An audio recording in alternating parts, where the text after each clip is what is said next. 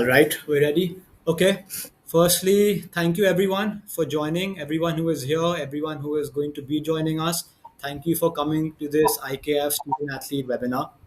We're really grateful to be joined by three university coaches, James Hamilton, Joseph Rusgan, and Colin Hodge. Before we get into it and before I introduce all the coaches, I want to just give a brief structure of this webinar, what we are trying to do, and what we will be doing in the next hour or the next hour and a half. So firstly, it's important to mention that this webinar it's not a promotion, it's not a pitch, it's simply a platform where we are trying to empower and educate the players and parents about different pathways. As you all know, India Khelo Football as an organization is always focused on creating new pathways and helping Indian footballers achieve their dreams of playing professional football or taking their career to the highest level possible. And we have identified the student athlete pathway in the US to be one more option or one more opportunity for an Indian footballer to take their career forward. And we thought that it's important for you, parents, and the players to understand really what this is through first-hand knowledge through these coaches to be able to have the knowledge about this pathway and make the right decisions. So we are going to, I'll be doing a brief introduction of the coaches. After that, we'll be getting into a general conversation, everything about the student athlete procedure and what the US university soccer structure is like. And in the end, we'll leave some time for all your questions and answers. So do save the questions for the end, or if you do have any, just put them in the chat box so that they don't get lost, and we'll definitely get to them in the end. So without further ado, I'm going to start introducing our panel over here. So first of all, we have Mr. Joseph Rusgan, who is joining us from New York University today. He is the NYU assistant coach since 2016. NYU is New York University, and they play in the NCAA Division I. He has helped guide his team to multiple NCAA appearances. A former professional player, he leads the recruiting and player development while holding a master's degree in global sports from NYU. Hi, Joseph. Thank you so much for joining us today. Thank you very much for having me. Very excited. Moving on to James Hamilton. James Hamilton is the Iowa men's head soccer coach since 2016. They play in the NCAA Division I. He led the team to MAAC titles in 2019 and 2024, and he earned the Coach of the Year honors and guided Iowa to 2 NCAA tournament appearances. Hello, James. Thank you for joining us today. Hi, how are you doing? Thanks for having me. Lastly, we have Mr. Colin Hodge, head coach at South Kent Prep School since 2023, a former Dominican University player and a USSFA license holder. He emphasizes character development and player development on and off the field.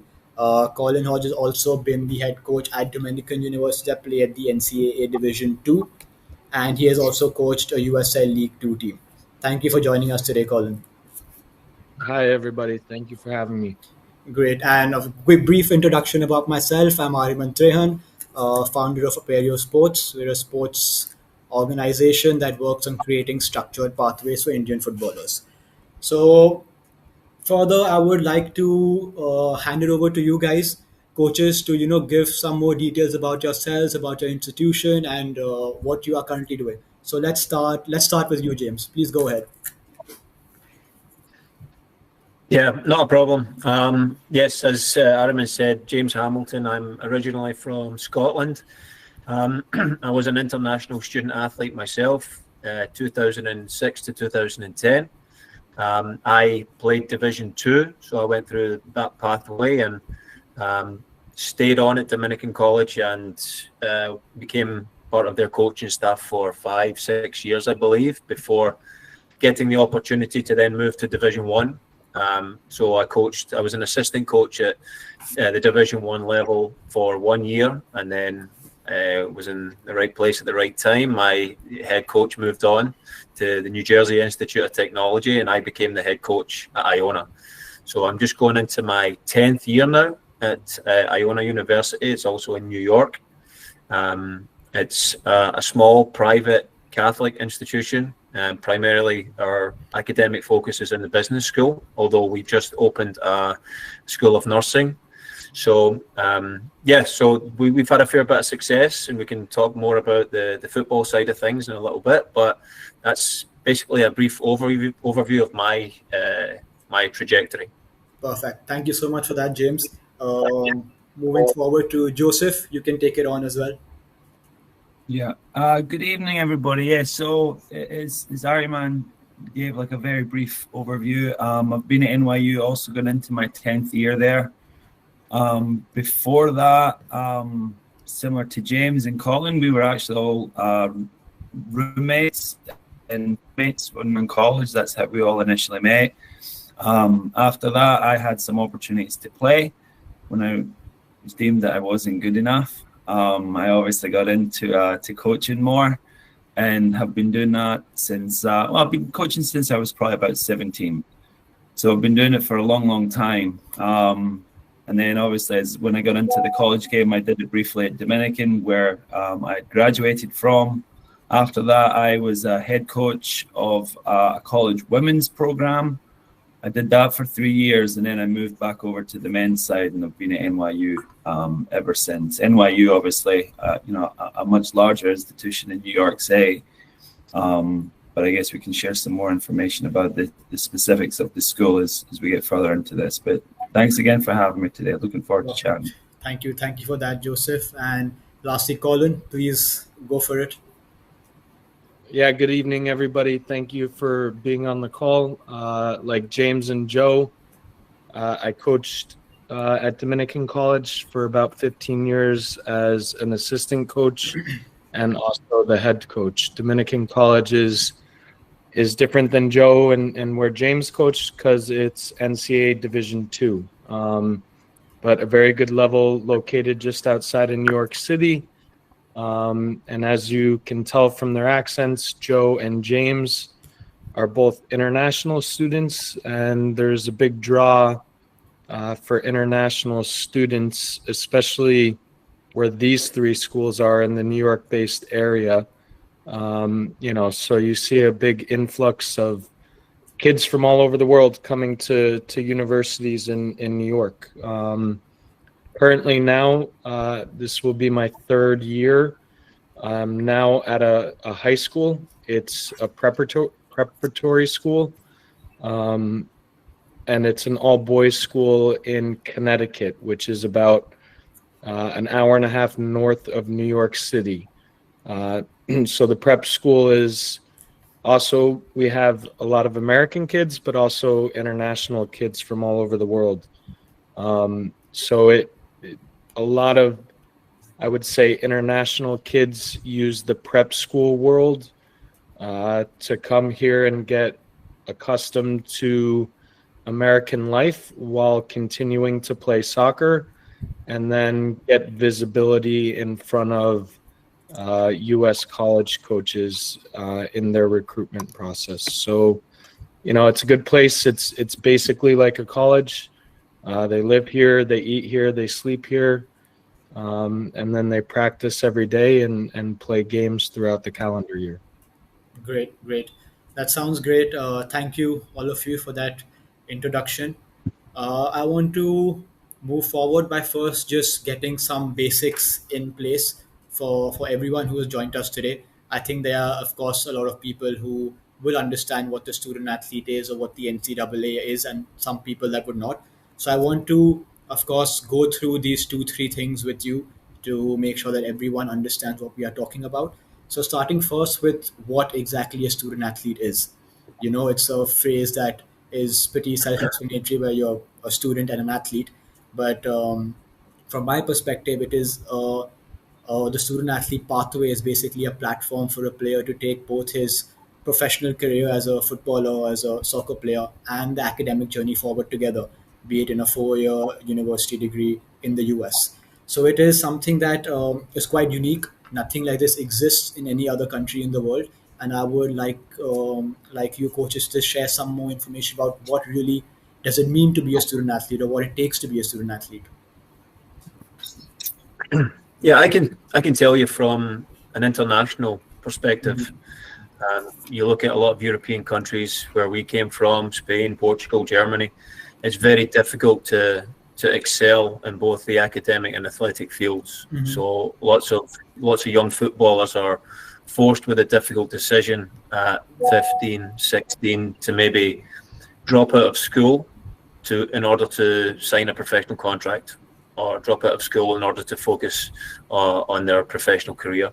The beautiful thing about this pathway that we're discussing today is that we provide the pathway and the platform to excel at both.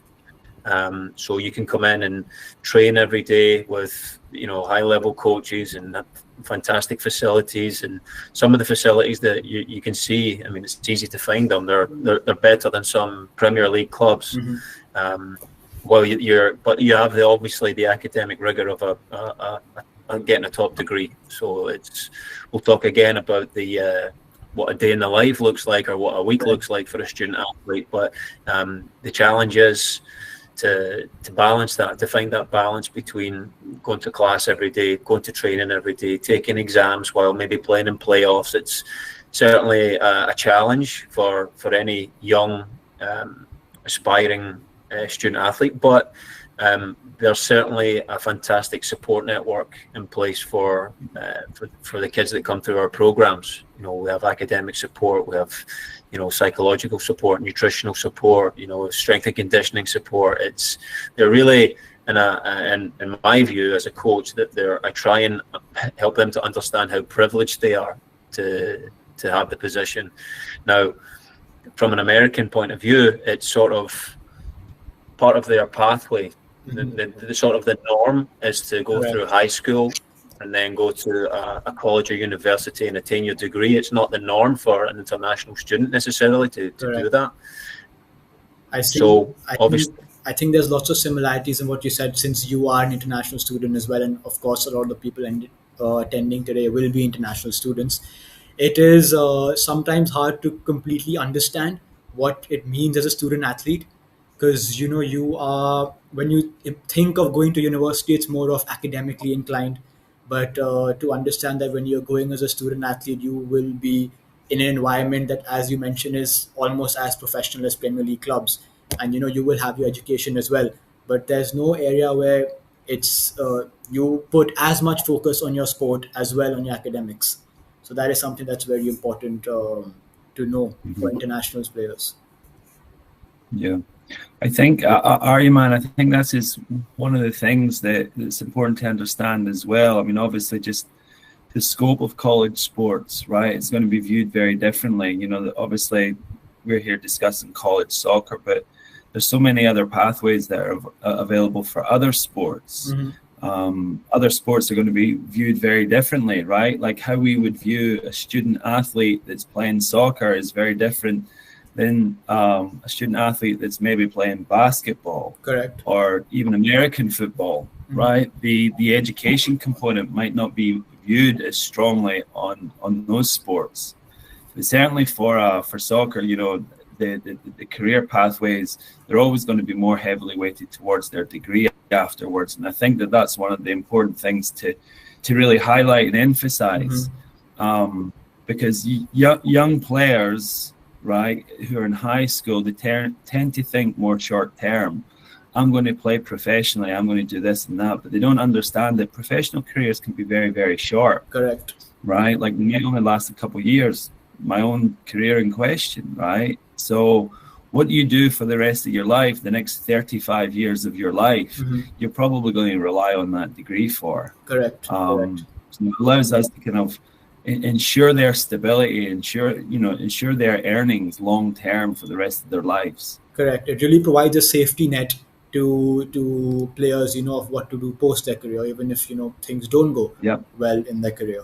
And I want to, of course, discuss a lot more about the life of a student athlete, as you had mentioned. But before that, I wanted to give some more context to the people who have joined us about what the structure of university soccer is in the US. About how it works with the NCAA, what the different divisions are. Since all of you are from different divisions, just want to shed some light so that the players and parents have a better understanding of the conversation that we are having. To give a brief overview to the people who have joined, all college sports comes under the NCAA, which is a National Collegiate Athletic Association in the US. It is an organization that basically organizes all university sports and, of course, soccer as well. Under this, there's a Division I, Division II, and a Division III. These are the different divisions, and what I really wanted to discuss with you coaches is, what do these divisions represent? What does it mean to be in a Division I? How do you differentiate these divisions so that the players and parents get a better understanding as to, as we mentioned, James, your university plays in the Division I, and Joseph, you are in Division III. What are those differences? And yeah, just some more information on how the divisions work in the US.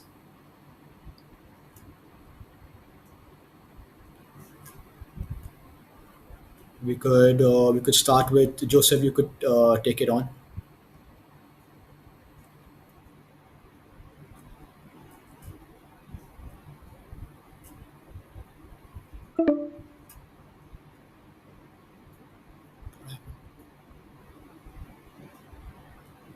What? How did I lose my network?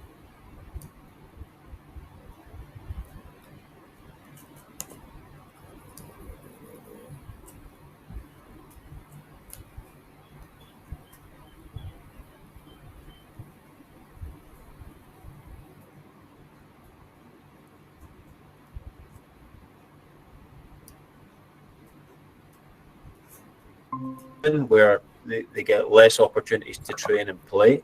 And Joe, you can obviously cut me off here if I'm getting anything wrong here, but the Division I level is seen as the top level for athletics, and Division III, you could argue, is more academically driven, like I said. But I think most of the resources, most of the money in the NCAA, most of the facilities are driven by Division I schools. So obviously Division I schools with American football, with big marquee basketball programs, they are going to generate a lot of revenue for those institutions. And then that sort of trickles down into our sports, into soccer. So that sort of creates that difference in level, if you like. But yeah, I think it's just slightly more serious in terms of the sport at the Division I level, but obviously the Division III level has a lot of high level quality athletes as well. Mm-hmm. Yeah, I think irrespective of the Division I, II, and III, you're always going to find programs that the expectations and what they place the athletes under, it's going to be very similar, right? Even though we're a Division III program, we're never going to find a time where we're asking, okay, we want any less than your best, right? We're never going to say that to a player. So the expectations, that we place on our players are probably going to be similar to what James would do, or any other Division I or any Division II school would be, right? Like, we don't give them a pass because they're playing Division III.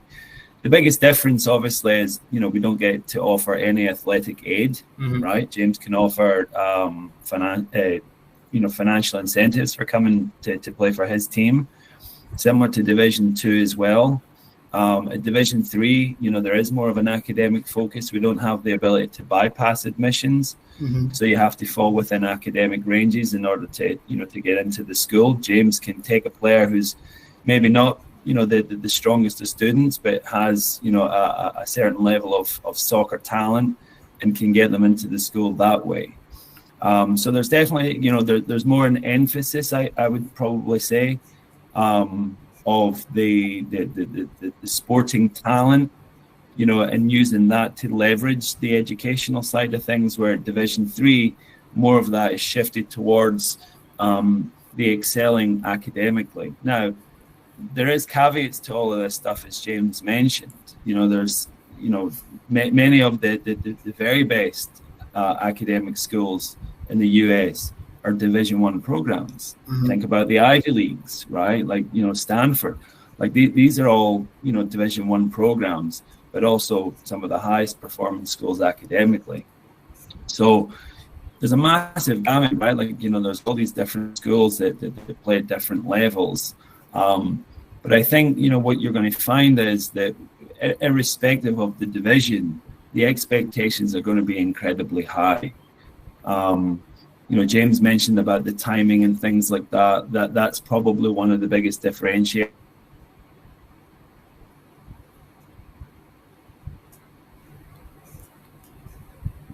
than us. In terms of their finals, they're about 1 week before and 1 week after us. So their season is extended essentially 2 weeks. In the off season, so when the season is ended and the last ball is being kicked, James will be able to have much more involvement with his team, where at the Division III level it has to be a little bit more hands-off. The Division I and the Division II, I say Division I, but the Division II schedule runs very similar to Division I. So, if I say Division I, it's kind of like a blanket for both of them. Division III is a little bit more hands-off until we get to the spring. And then it's actually been expanded in the last couple of years. James, I think you're allowed 45 sessions with your team.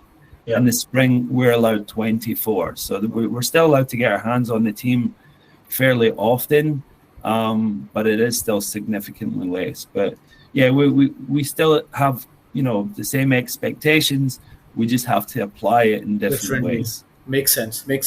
And Colin, you were at a Division II. Could you give us some perspective as to how that was? Because I think a Division II, according to my understanding, is like a mix of two. Like, it's not a division where the requirement is like it's a good balance of academics and athletics. So how do you think that varies from a Division I and a Division III?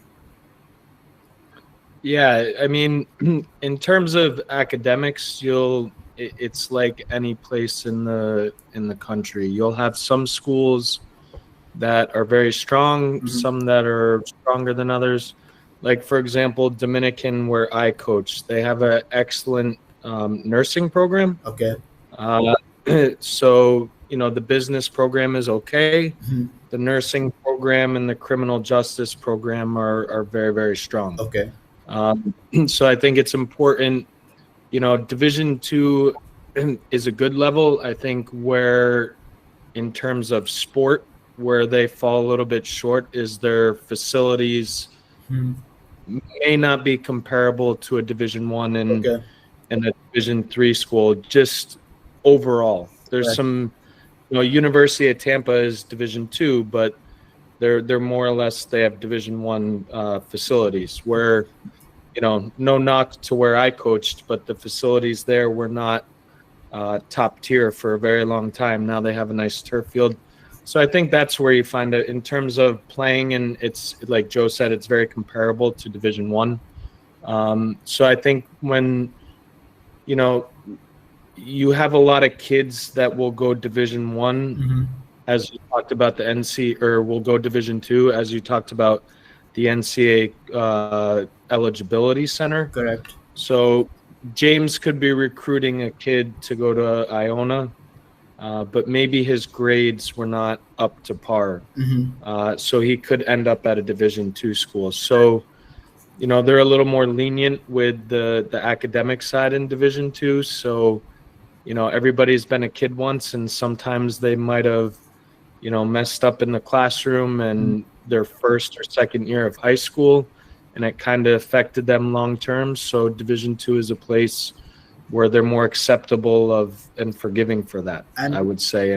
One thing that I wanted to understand is that the divisions, the way they are structured or divided, is not always considered that Division I is the best versus Division II and then Division III. For example, you had mentioned that Tampa has facilities of a Division I.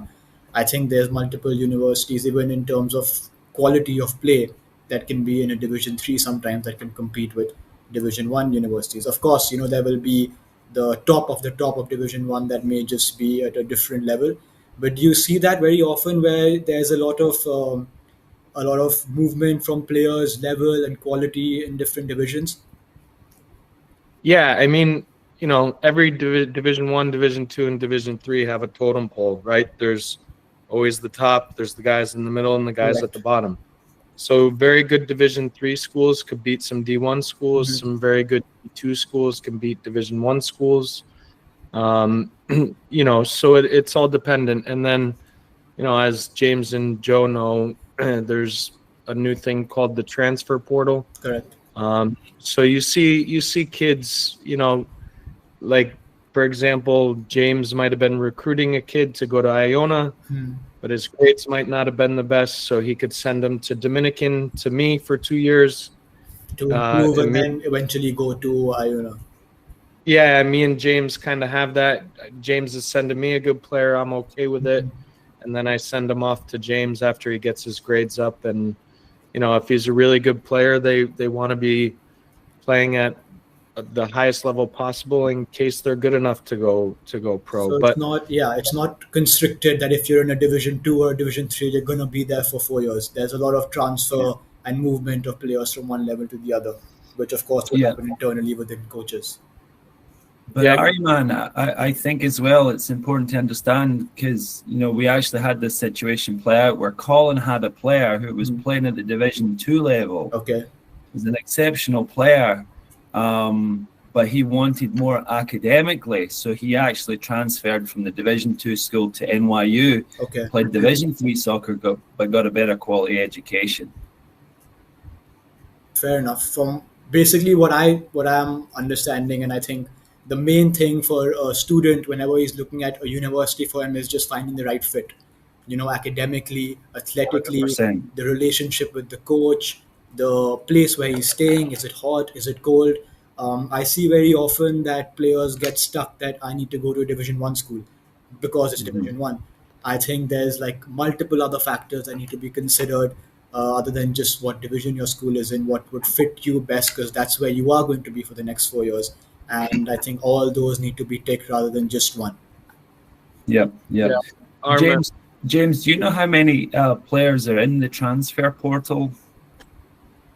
I couldn't tell you off the top of my head, but I just know that I think there was maybe 400 entries within the first couple of days when it opened up. It was I mean, now it's like I said, it's quite unstable actually, the environment, because we build a team and retention is very important for us. You want to keep your players for 4 years, and that's how we build successful teams and successful cultures. But unfortunately, with the way the environment is now, if a player doesn't get maybe the minutes on the field that he likes, or maybe he doesn't have a good dynamic with his professors, or maybe it's just the environment in the town locally, something doesn't fit, something doesn't connect or sit well, then they're going to try something else. And they're free to do that, but I don't think it's necessarily a good thing for them long term. But that's just the way the situation is. We're talking about levels, Division 1, 2, 3, but I think it's important to understand that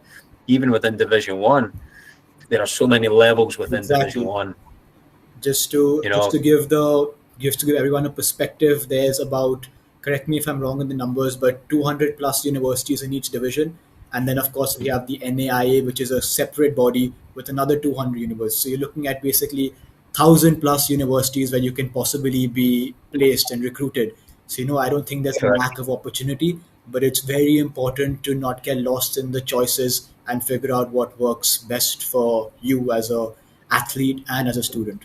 I think I think it's very important, like you said, 𝗪𝗻, is getting an understanding of what environment you're going to go into and speaking with the coach and staff, getting that face-to-face time with your coach and staff, getting to understand them as people as well as just, looking at the pictures of the facilities on the website. That's a lot of boys, especially at the Division 1 level, they think the grass is always greener at a quote-unquote bigger universities, and they go to these places and they don't necessarily find the happiness that they need, So I think the culture piece and the environmental piece for me is the most important thing.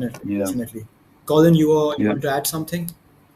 Yeah, I just think it's important for the families to know that, like your country, this country is massive. Like Joe for himself came here and he ended up in Mississippi and then transferred to Dominican in New York. So, it's in different parts of the country are very different than the East Coast. So, as you said, ideally you want to be somewhere for 4 years. I don't know too many people that transfer out of NYU, but, it's important that when you're doing your research, you research the location and the area, because some of these schools are in the middle of nowhere, and some kids are okay with that.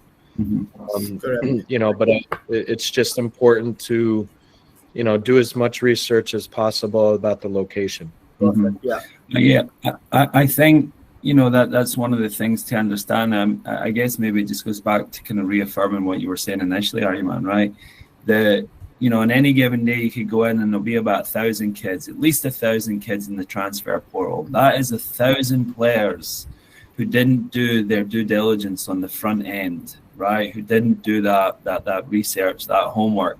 They maybe narrowed their focus and were only paying attention to playing Division I soccer. Correct. Right?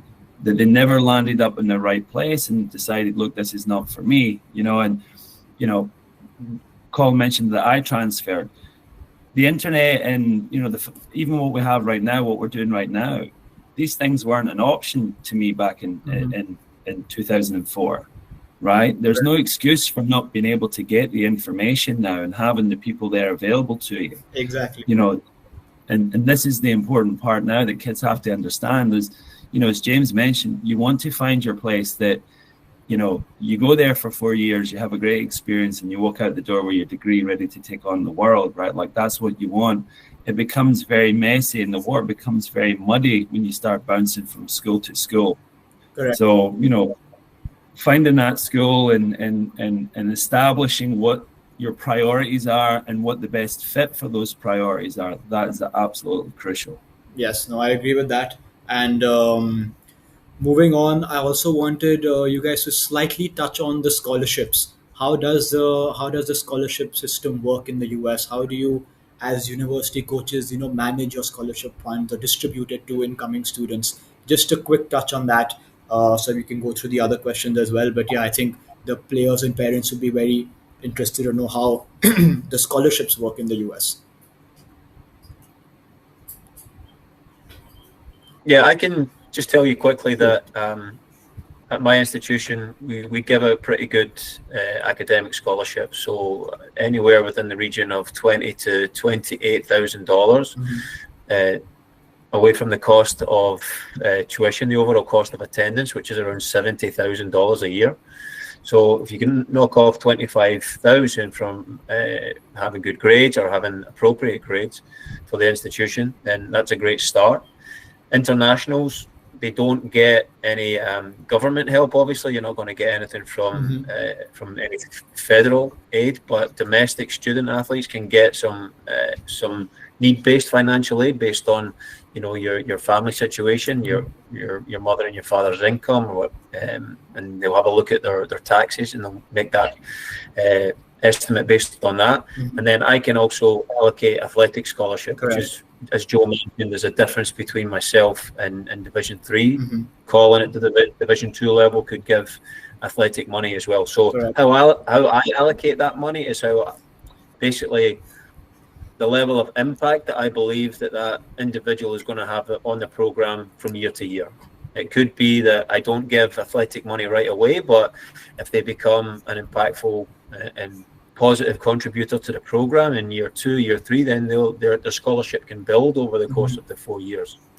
Or it could be someone who I feel this is a kid who's going to make a huge impact right off the bat, and I'm going to make sure that everything's covered for. So I can build this athletic and the academic money together to cover the cost of attendance. All right, no, that makes sense. And just to clarify for everyone who was here, according to the divisions, so in Division I and Division II, you can give academic and athletic scholarship.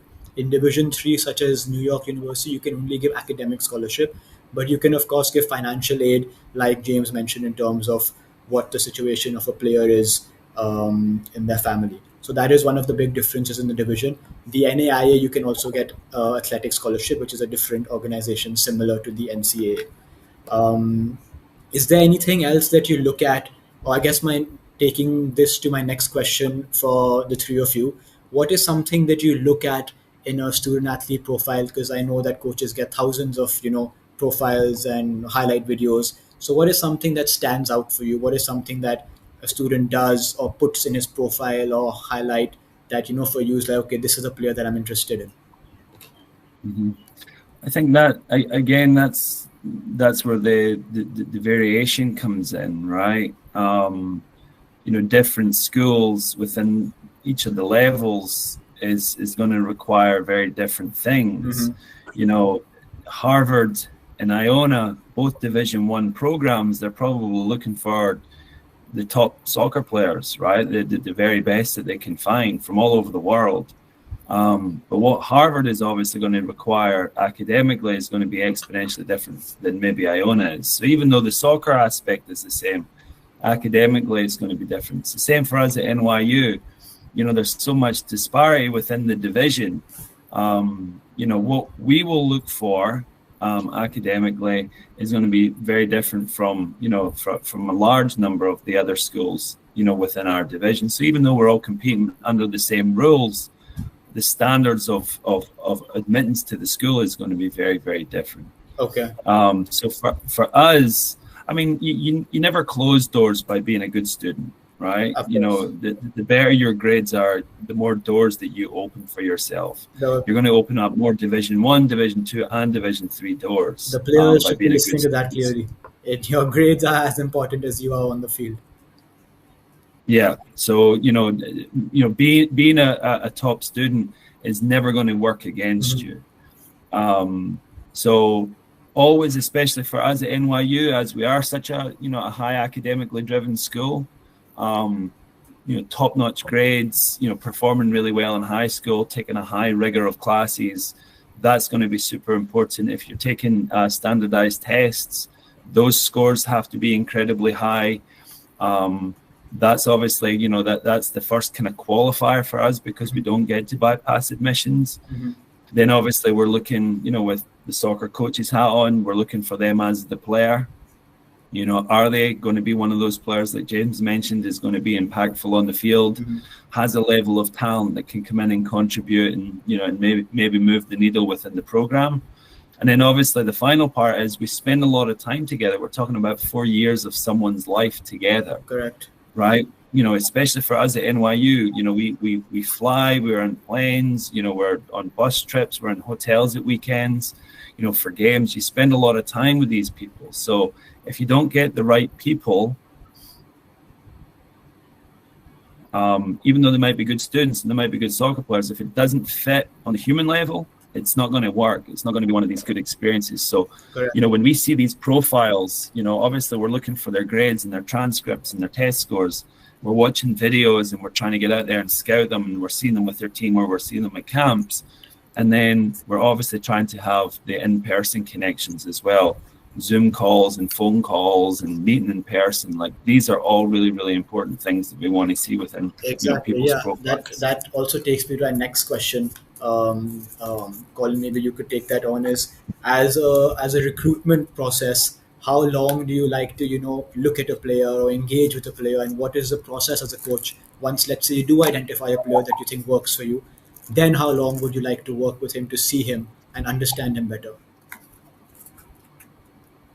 Well, you know, you try to see these kids as much as possible. For kids in different countries, it's more difficult. So we look for highlight videos and we look for, you know, full game film. I know some places don't do that, but it's super important so we can have context to the player, because, you know, not me anymore, not being in Division II, I don't get as many emails, but, you know, Joe and James get thousands of emails a year of players interested. So I think it's important, the context and delivery of the email that is sent to the coaches, you know, and we could probably share a good example of that with you to share with the families. Yes, that would be great. You know, but when Joe or James and I, you know, we recruit live with American kids, and with a lot of internationals, it's on highlight videos, and we can tell. You know, I've been doing it for 17 years, and I think, you know, only once or twice I got it wrong off a highlight video, so we can kind of tell. So, you know, those are important, and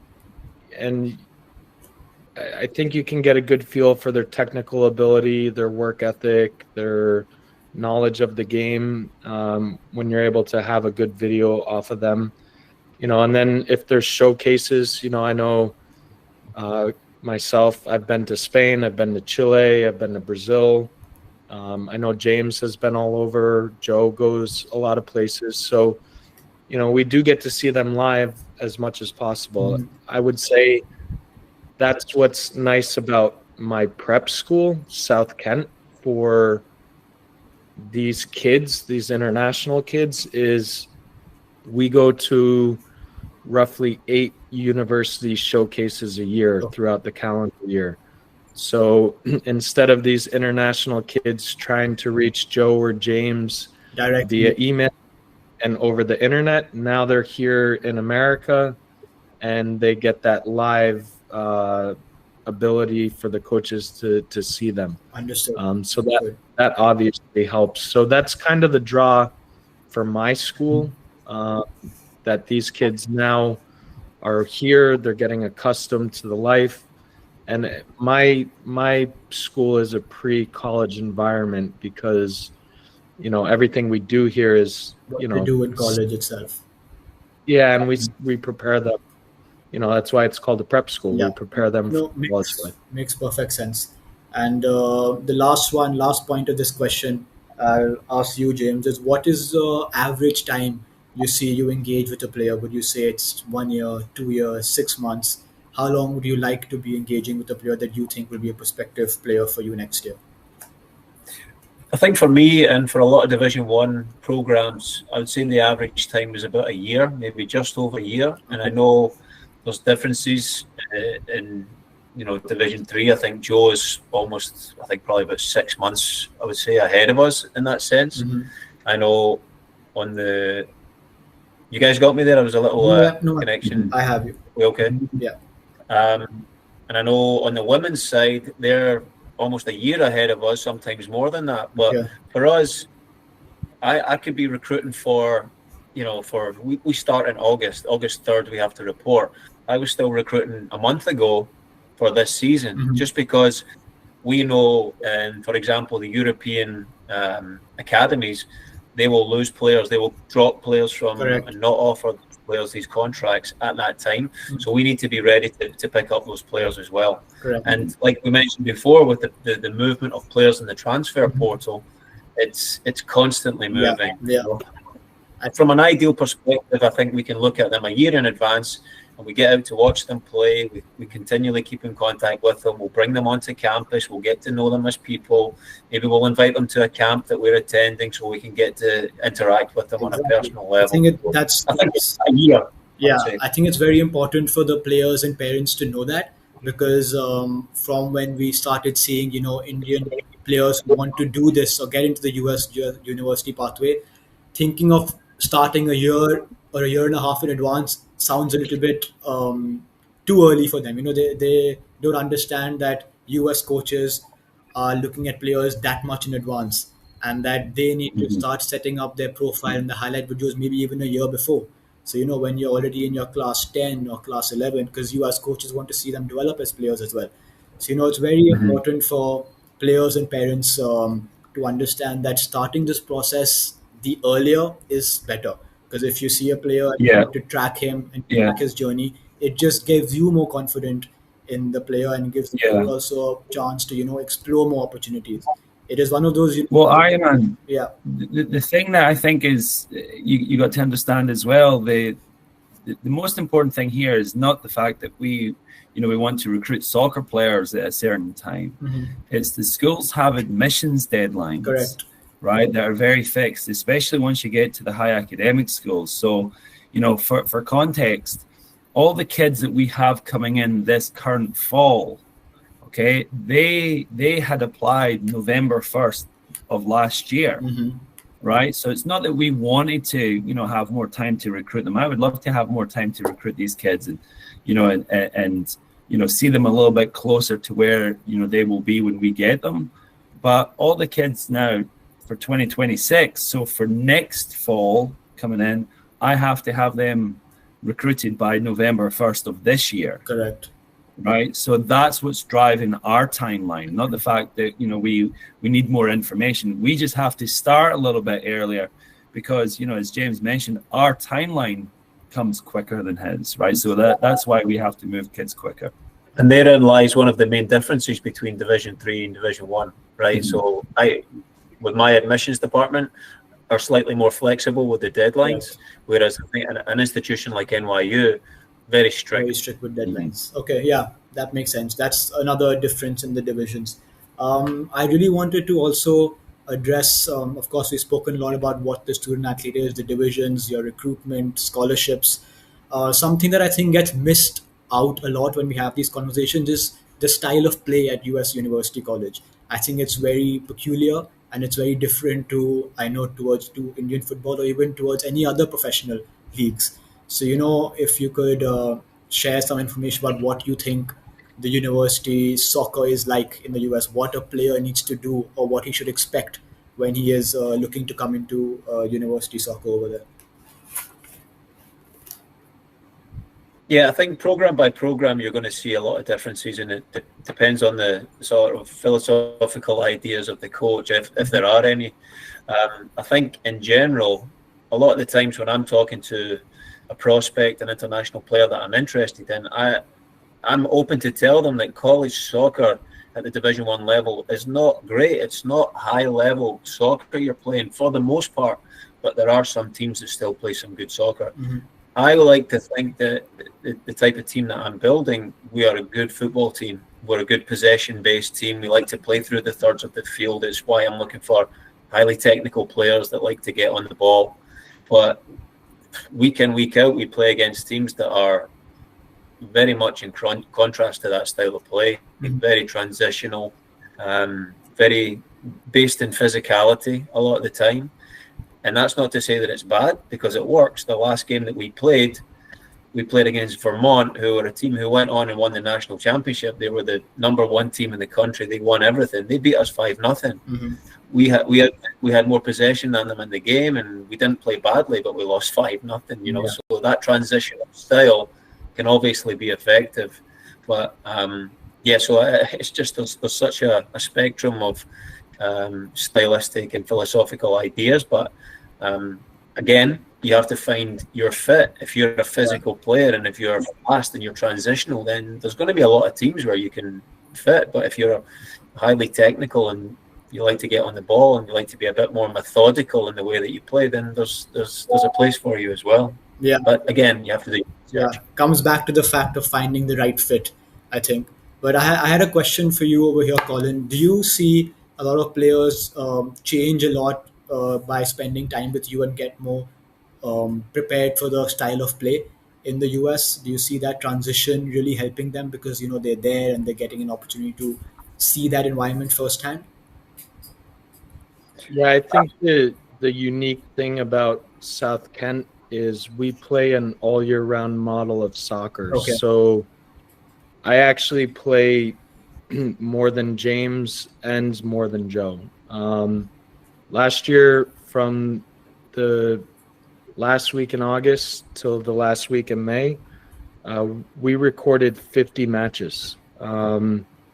Which seems like a lot, but in the 9-month span, they were very balanced. In the fall, it's like a Wednesday and a Saturday. In the winter, it's about one game on the weekend. And then in the spring, it's back to the Wednesday, Saturday model. They're training every day. So, I recruit my players, but the school also has some kids that come here. And, I had 2 kids that were on my team that, I'll be straight up honest, one of the kids was not very good at all. Mm-hmm. And in his 2 years time here, just playing with better players and training every day, kid was taking 30-yard passes off his thigh and, scoring a goal that you never thought was possible. So these kids do improve. We have them in the weight room, strength and conditioning. The food here is, geared towards the athlete in terms of, protein and carbs and all that stuff. So, the players here really do get prepared, and, being that I coached college for 15 years, I kind of know the model. I know what some universities look for, and, but every college coach is different. So, I had some players that James was keen on for a little bit, but then, it wasn't the right fit. So, but all of our players this year that I had, all my seniors, went on to play Division I, Division II, and Division III for this fall. So, there's a home for every single kid. As you said, there's so many universities. You didn't even include the junior college path, which is an option as well, to get accustomed to it. But these kids do improve. They get used to it. And as James said, James's teams have always played a very attractive possession style against their opponents, but it goes both ends of the spectrum. I coached in a semi-pro league, and we played a team called the Long Island Rough Riders the other night and lost 4-2. And every time their center backs got it, they just kicked it long, and they had two very big, strong, fast, athletic forwards that are good soccer players, and it's effective for them. So we try to prepare them for everything possible. But every coach sees a player differently. Joe sees, we could have a kid here named John, and I see him one way, Joe sees him a different way, and James sees him a different way. So it's all in the eye of the beholder. Yeah. I have one final question, and I would like to open it up for questions for the people who have joined us. But I wanted to just understand what you see of the transition of players from university soccer into professional soccer. Is that something that is that something that happens often, doesn't happen, or do you see the mindset of players change when they're at university? I do think that there's an idea in players' heads, especially in India, that when you do go into university, you are putting your career at a backseat. And I don't think that's particularly correct. I think with the structure that the US allows and the kind of facilities that they have, it really helps you to do both simultaneously. So yeah, I just wanted to understand a little bit of, I'm sure you've experienced players who have gone to play football or who haven't gone to play football. So how does that look like? Well, can I just, make a point first? It's never going to be the program. It's never going to be the name of the school that determines whether the player plays professionally. Mm-hmm. It's going to be whether that player is actually good enough. Correct. Vermont, who James mentioned, won the Division I championship, this past year. Okay, they probably have a roster of at least 30 players. Mm-hmm. 30 of those players are not playing professionally now, right? If their senior class was, maybe 8 players, 8 of those players are probably not playing professionally, right? Maybe one. It's the same with all the, the players in the ACC, right? Arguably the top conference, Clemson and, Duke and North Carolina, all these top schools that are top programs, facilities, like professional teams. Very few of those players actually go on and make a career playing professional soccer. Sustainable money that they can retire on. Very, very few of those players. So, when you come to college, I think this is maybe where we have to try and change the narrative. Irrespective of Division I, 2, or 3, the chances of you playing professional sports are incredibly small. Mm-hmm. Incredibly small. At Division III, I would say you're talking about fractions of 1% that go on and play professionally. Not even career professionals, but step foot on the field as a professional. Now the numbers will be significantly higher. James will probably be able to reference 9 or 10 players, in his time there that have gone on, but probably not making a career of it. Probably, at least 50 or 60% of those players are doing something else that they leverage their education for at this point. So, I think that there will be professional opportunities available. It won't be because the program made them a good player. It's because they were already a good player. Correct. And the program just gave them a platform to continue to develop. Correct. I would like to add something here, then we'll just end with you, James, is that I also look at it as a perspective for, of course, since we have a lot of Indian players over here, that the US does offer the environment for a player to really develop, like you mentioned, Joseph, and use that development to then come back into opportunities within your own country as well. For example, coming back into India and playing at a high level, because that kind of 4 years of development and player support that you get really helps enhance them and get them ready at the age of 22, 23 to maybe try some professional opportunities back in their home country, be it India in this case. So that is, of course, one way to look at it as well. And the best part of it is that, let's say things don't work out, you have a university degree at the end of it. So yeah, James, just wanted to hear your point from a Division I, and then we'll open it for questions for the people. Yeah, the rate of success, or the rate of players going from Division I to professional is also small. I think it's less than 5%. Maybe that's been generous. And these players from the top level, we mentioned Vermont, who were the national champions. One of their players, and he was one of the best players on the field, signed a professional contract with NYCFC, which is the professional team in New York. However, he's only playing for their B team. He's playing in the MLS Next Pro, as they call it. So it's a reserve league, which is the same league that some of my players have gone to play in.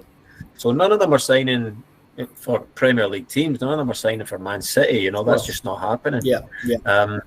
You do hear the odd story of a player doing well and where he goes, and he's worked his way through the ranks. I think there's a boy playing in La Liga right now who is a college player, but it's so rare. It's one or two guys I can, off the top of my head, in the last 10 years. But yeah, that development that you get through your 4 years, as from a physical point of view, right? You come in at 18, then there's a lot of physical development to go through there. There's a lot of tactical development and improvement you need to make. At the end of your 4 years, some of my guys have gone to play in Sweden and Finland, and just found that, again, we're going back to the right fit, that place where you can see yourself being successful. We have players who come in and we ask them, do you have aspirations to be a professional? Do you still have that dream? And we want to keep that dream alive for 4 years. Correct. And then at the end of the 4 years, if you have a difficult decision to make, do I go and play for this team professionally, or do I take this fantastic job opportunity that I got in New York City? I think as a coach, I've done my job. I've prepared them for that moment. And if they want to make that decision to go and play in Iceland for 2 years, then great. Extend your career for as long as possible. But then you have that degree as well to I don't even want to say to fall back on, but you just have that a transition. I think looking at it as a transition is the right way to look at it. For sure. Yeah, no, completely agree. So it's the development that I think players should look at, and not as I'm going to be there and then from there I'm going to be a professional player. It's just use the development in the best way that you can as a person, as a player, and then you see where that takes you. I agree with everything that Joe said, and sometimes the mistakes that my guys make is they wait until their last year, they wait until their senior year to then, okay, I want to be pro after this, so now I'm going to start acting like a pro. Well, you're 3 years too late. I think you need to have done that from year 1, year 2, year 3. You have that professional mindset, then you'll be ready to make that transition. But if you wait until your last season, it's probably too late. Correct. I completely agree with you. All right. I'm going to open it up for some questions. I'm seeing some questions come in. Let's I have some people with their hands raised as well. Let's get some questions, some conversations going. I have one on the messages straight away. S. Sharma, I'm just going to read out your message since you have it written here. Is it beneficial for international students to attend college ID camps in their sophomore, junior year? Do college recruit from these ID camps? Yes, it is. I think for us at NYU, we have like a highly diverse recruiting pool. I think, there's 133 schools represented at NYU. So it's a global university, and our recruiting is representative of that. Even if you were just to go to the website and look at the roster, you'll see it's players from every continent. We've had them from everywhere. So obviously seeing these players play live, we can't casually jump on a plane and fly to India or Singapore and then down to Australia and then come across to Africa. And so that's just not feasible. It's not, we don't have a budget for that. we don't have time for that. Mm-hmm. So the camps are an opportunity to kind of like reaffirm that interest. We know that these players are interested because they're actually coming to play in front of us now. And it's an opportunity for us, rather than just maybe randomly going to a country or randomly going to a showcase, and hopefully you can find someone who's interested in your program and in your school. You know that by you being at a camp, they have a mutual interest, and they also align with what you're looking for academically as well. So I would say that, you know, it's kind of like a hybrid of both, right? Like, you know, we see that initial player who maybe reaches out, shares their profile, which includes some video highlights. We say, yes, if this is a player that could do this consistently, they would be a player that would be able to help us. Now you want to see them play live, so it kind of confirms everything that you're looking for. Understood. As you know, I could probably put, you know, a highlight video from one of my over 40s matches together, right? And everyone would say, oh my gosh, like Joe is such a fantastic player. Correct. But we know that that's just what, you know, people can do in highlight videos. Right, I've seen a lot of highlight videos where I've seen it like, this could be a really good player, and I've gone and seen that player live, and it doesn't align, it doesn't match up. So, you know, again, seeing players play live, I like the ID camp model because I actually get to coach them. They're not with their own coaches where it's comfortable and they're playing a system that they're used to. I might want to use that player in a different way, and that allows me to be able to do that. So makes sense. There's just so many advantages, and they get to be coached by the coach as well, because the way that James will coach his players and Colin will coach his players and I coach my players, all very different, right? And sometimes, you know, some players respond to different coaches in different ways. Makes sense. Moving on, I'm going to allow you, whoever is raising the hands, to unmute and ask their question. I would request everyone to not unmute together. So Neela Patil, let me just allow you access to your microphone. Yeah, can you please unmute yourself and ask your question? So my question was that, what do you think a player like me should go pro? What should we do? So, of course, that is going to be a very broad answer. If you are, for example, what is your age right now? What class are you in? I am 14 years old. Sorry? 14 years old. So, of course, that's a very broad question that I can take on in terms of, you know, as a player your age. I think it's very important to explore all opportunities, be it looking at Europe, academies in India, or the US, you know, and these things can work simultaneously. But the most important for your development is getting maximum game time and then seeing where those opportunities can lead for you. So a lot more detailed this question is, and I'll be very happy to connect with you post this call to discuss that in detail. Thank you very much. All right.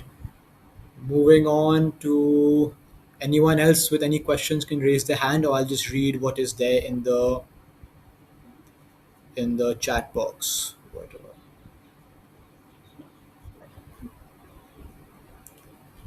Shantanu Shinde, you can unmute yourself and please ask your question.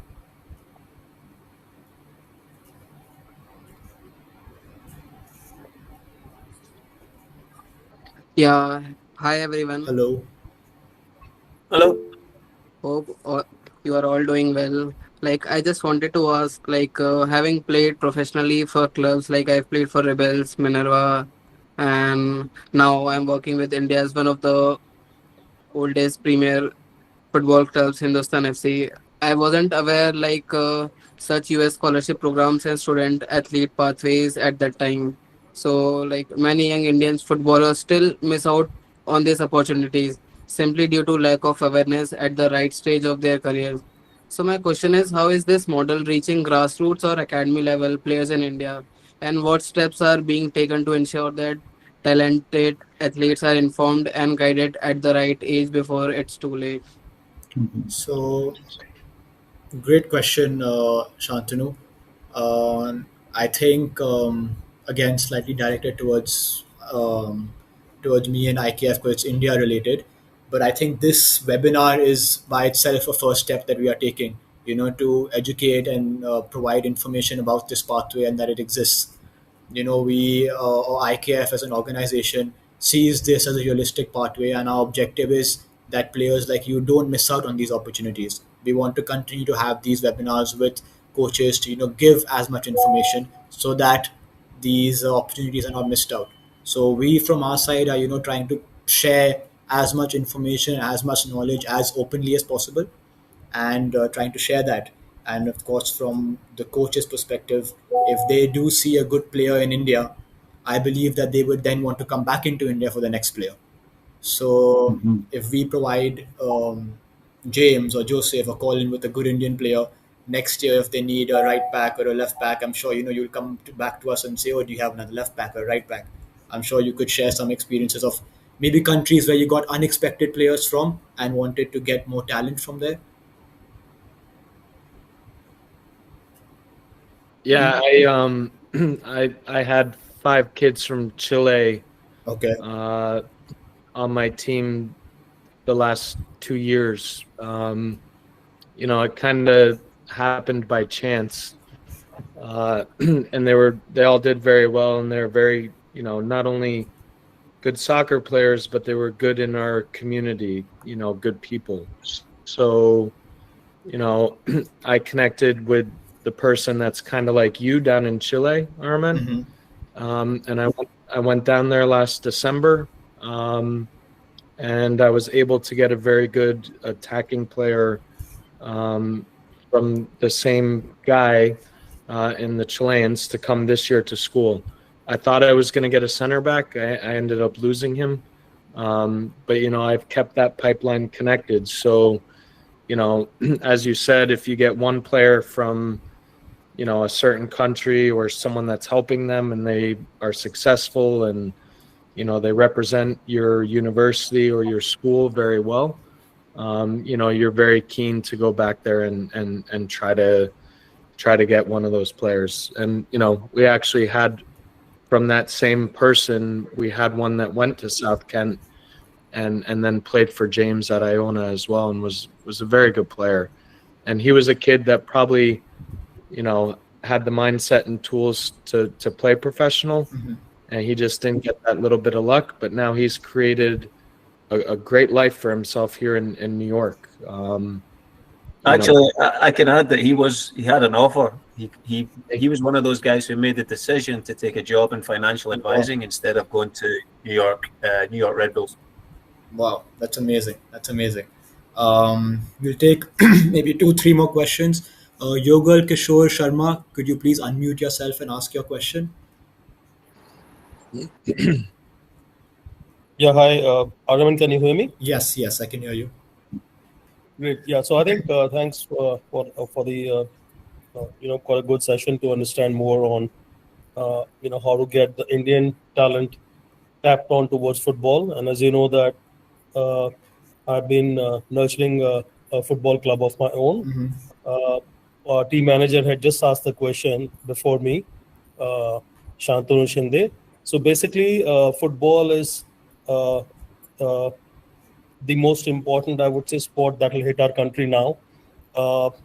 It has been a predominantly cricket-playing nation. We've been, it's like cricket is a religion for us in our country, as you all know, how dominant we are in that. So I think I'm nurturing a football club, and I'm just able to visualize what you guys are doing. I think Colin, James, and Joseph. Something similar at a lower level is what we are doing here. So I nurture a club.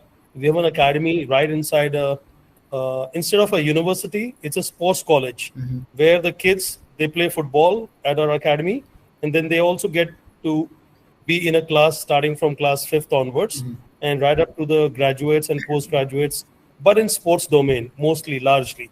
So they become, into sports. And I would be very happy that the way you explained that one of the young talent from Chile, he went into financial advising rather than, taking soccer as a career. So these are something very nice insights. So I would maybe coordinate with Ariman and look forward to hear from you guys that we could be one of your talent, one-stop, destination where we are doing something similar at a India level, Delhi level, and we could have a straight line, tie up wherein we could give the best talent, good in academics, of course, and India is having a lot of students out in US anyways, right? Correct. So I Yeah. just to park this thought. No. And of course, for coaching and other dimensions as well. Yes. No, I think that is, of course, that would be a great connection. And hopefully we will have players coming up from this academy into hopefully one of your universities soon. We're going to take a few more. Rohit Binoy Vasudevan, you can unmute yourself. Hello all. My name is Rohit. I'm 15 years old. So just a simple one. Now, could you just mention an example where an Indian student has actually succeeded in this program and has gone high also? And also, could you mention, like, if we really do want to, pursue this career and we want to get into this program, where do we start? Yeah, Rohit, thanks for your question. Ariman, I'm just going to jump in here. When Ariman and we initially connected, this was one of the reasons that we actually decided to make this connection, right? Because we had identified that there was such a large population that was really underrepresented in US college sports, right? So there's not really a lot of examples that we could go back and that we could really reference. Now, we've had some players who of Indian heritage, but they were born and grew up in the US, right? We've never been able to go to India and directly take a player from India to our program. So this is what we're trying to establish now, right? Like, we're understanding that there's such a big population. As Yuga was mentioned before in his question, and we're starting to see that soccer's really starting to take off, right? It's starting to, whether it will ever rival cricket, I don't know, maybe 15, 20 years from now, but it's really, really growing now.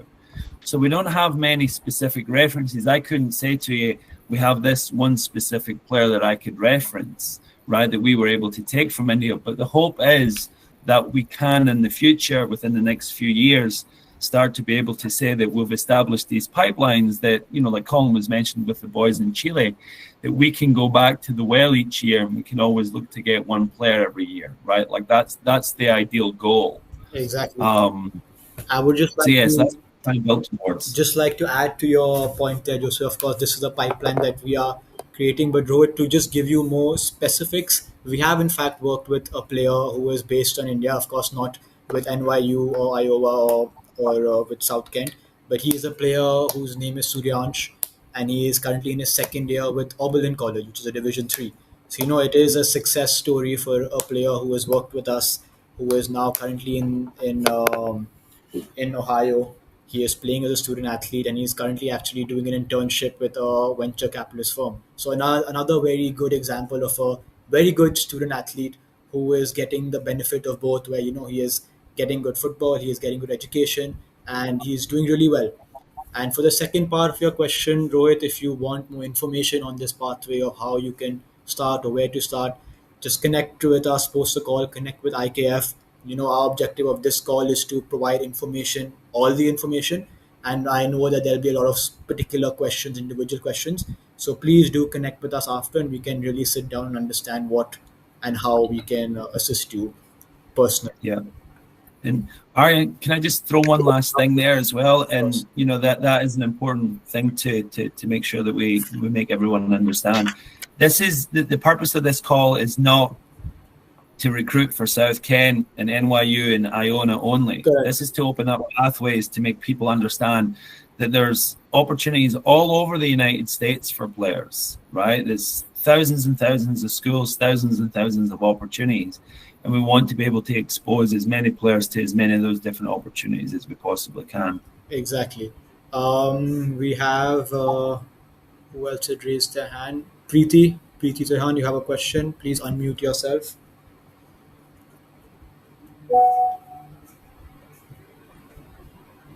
Yes, I wanted to know about universities that hold summer workshops for younger students, who are growing up to maybe in the next 2 or 3 years to be able to join university. Is there merit in enrolling for these summer programs?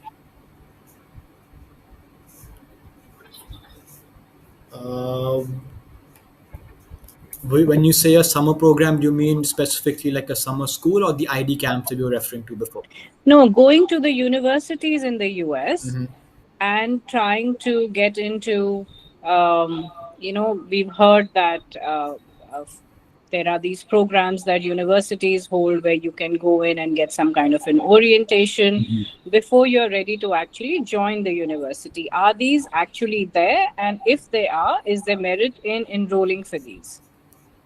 Yeah, Ariman, I can answer that question because I have some exposure to it. We offer them at NYU. I know a lot of the high academic schools will do that. I know that Johns Hopkins is a big one for it. These are academic-driven programs that they'll have certain focuses. Johns Hopkins do a big one for the STEM fields. NYU does a lot of the business-oriented ones as well. I think that the value in these things are that they're great resume builders, right? Obviously, the child gets exposed to a higher level of learning, so they, obviously they gain knowledge that they can then take back, and it maybe helps them improve, in their classes. So now their transcript gets stronger. I don't know if it's something that, if you just put this on, it's going to guarantee you anything. I think it's more of an experiential thing as well. But again, it goes back to one of the comments that I made earlier. I think any time that you gain knowledge or you improve your academic profile, it doesn't close doors for you. It just makes you more of an appealing applicant when it comes. So, I wouldn't say that it would guarantee you admission if you went to like an NYU summer program that was offered by the school. I don't think it would guarantee you admission to the school, but it would certainly make you a more appealing candidate for the time when it comes to admissions. Yeah, no, that makes sense. Yeah, thank you for that. And what do you think would be the right age for a footballer to, be able to enroll?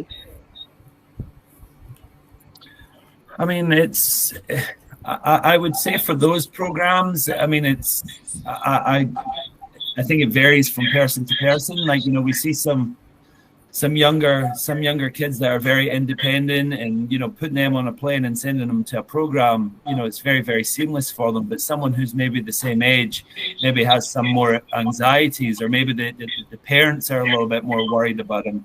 Not every kid is created the same, right? Every kid will develop at different times. So I think you have to use your judgment as a parent to say, is my child ready for this? Do they have, do they have the desire to do this stuff? And if the answer is yes, then it's probably a good opportunity to send them. On a soccer side of things, we try and get them exposure to that type of environment a little bit earlier, for the simple fact you don't want them experiencing it for the first time when everything's on the line, right? Because they might not understand how the environment looks. So, if James is seeing a player for the first time, that player probably doesn't want it to be like his all or nothing. Preeti, right? Sorry to interrupt, Joseph. Preeti, could you please mute yourself? There's an echo coming from your end.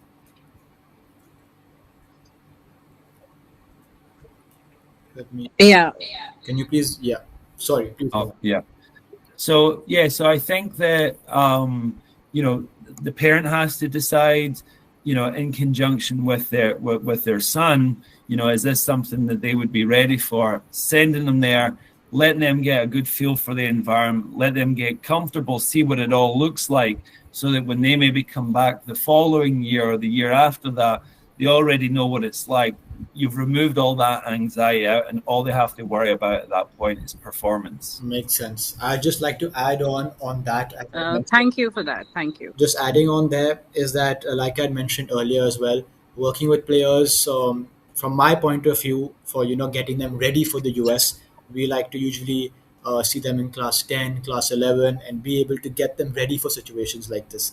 Get them on conversations with coaches like Joe or James or Colin, because I think that really helps them also get a little bit more mature and get ready for these kind of opportunities.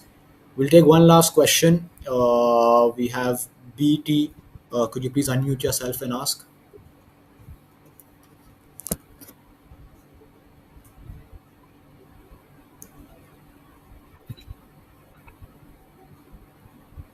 Hi, can you hear me? Yes. Just a quick follow-up question to Preeti's question. Is there any prerequisite for any of these summer camps for the footballers? Any requirements, you mean? Yes. Would there be, Joseph? I mean, I think there's a difference between the academic programs that are run over the summer and the ID camps. The ID camps, residential ID camps.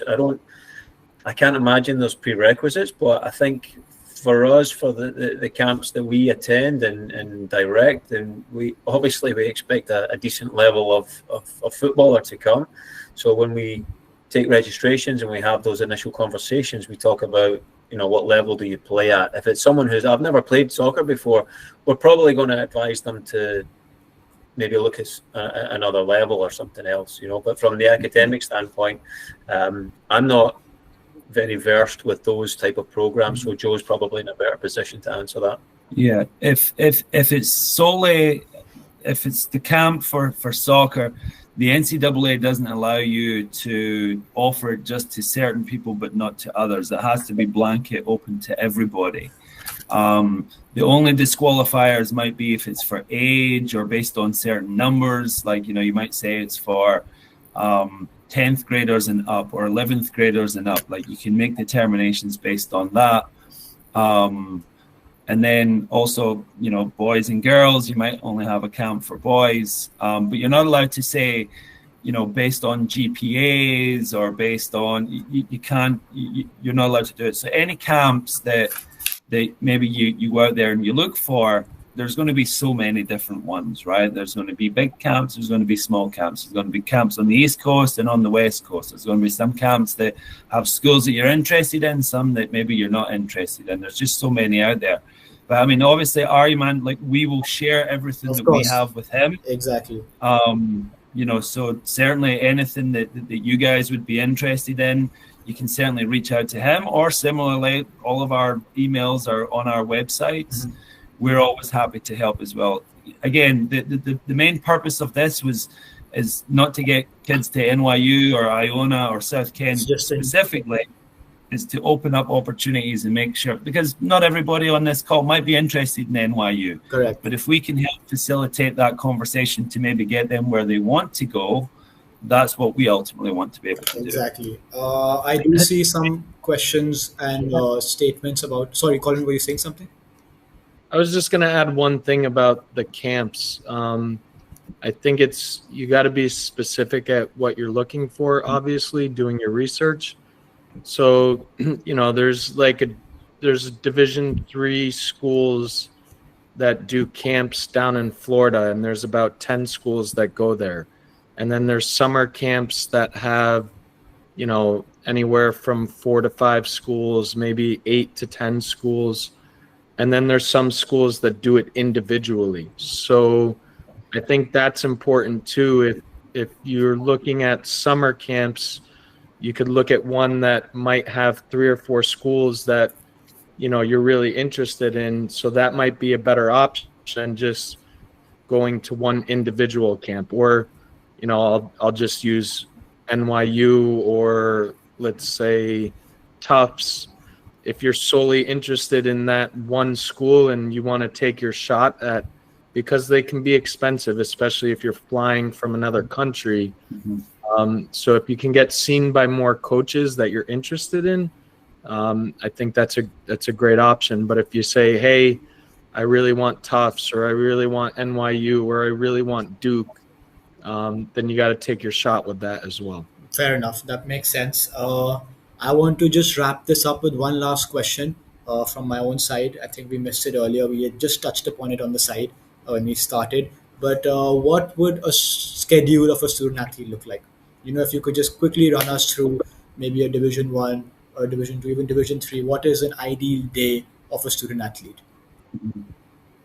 I think it varies greatly. What a freshman will, do is probably different from maybe like a junior or a senior. I think it's one of those things that experience matters.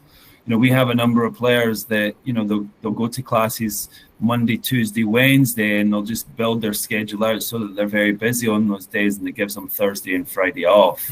Obviously, a freshman, their class requirements will be very different from maybe a junior or senior, right, as they start to narrow down their focus in the classes. So that will impact it as well. It's different, obviously, as well from, your high schools where your day is defined by the time that the school sets. You're in school from 9 till 3. In college, you're choosing your own classes. So, we just basically say block out these times because this is when the team's going to train. Build your schedule around that. So you can be as busy or as light as you want on any given day. The only consistencies from player to player will be the practice and game times. Okay. And is there a big difference from the amount of demand on a player from a Division I to a Division III in terms of coaching and training, or does it usually look the same? Well, sometimes the NCAA will dictate how many hours per week we can work with the team and work within small groups and work with an individual. I don't know the variance between Division I and Division III, but I think general perception is that we spend in Division I, we spend a little bit more time with the players because of obviously the academic demand is higher at a lot of Division III schools. For us, on a daily basis, like Joe says, we tell them between 10 and 1 is our block of training. Obviously, we're not on the field for 3 hours, so they can take a class at 8 a.m., can go and grab something quick to eat. They can go get ready for training. Maybe we'll be in the weight room from 10 till 10:45 doing some sort of physical activation. They'll go on to the training field. We'll train for an hour and a half. They'll then have time to do some rehab with our sports medicine team. They can do that, get lunch, and then they'll have classes afternoon and then into evening as well. So you can build morning, afternoon, evening classes. And that's just a day of training, no games. So that's kind of the standard, what it would look like. Yeah, perfect. All right. I see some questions regarding of how to connect and, some more personal questions.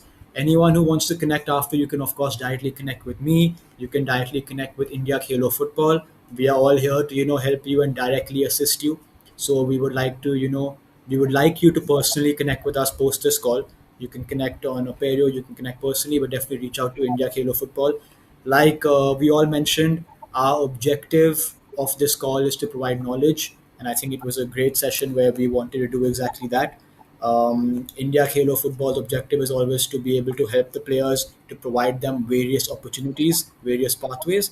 And this is a new one that we believe is going to only keep growing within Indian football. So yes, anyone with further questions, please reach out to IKF and we'll be more than happy to help you personally depending on your personal needs. Other than that, Joseph, James, Colin, thank you so much for your time. It's a Sunday morning for you, but thank you for taking the time out. It's been really great, lots of information. I'm sure all the players and parents really appreciate it. So just thank you so much for taking the time out to join us today. No, thank you for hosting. Really appreciate it. Yeah, doing great things, Aaron. Thank you, everyone, for getting on the call and giving us those questions. Thank you. James is in Scotland, so it's not early morning for him. Okay. Okay, and of course to the players and parents who joined us, thank you so much for taking the time out, staying with us for an hour and a half and really understanding this. Like I said, we are available for any questions, queries, personal feedback that you want. Just reach out to IKF, reach out to me, and we can always see on how we can take this forward. But yes, thank you once again for joining. And hopefully we can keep building on this. Like you mentioned, Joseph, I really liked it. This is the start of a pipeline that we will be creating for future student athletes from India. Thanks, guys. All right. Thank you so much, everyone. Thank you. Take care, guys. Thank you. Bye-bye. Bye.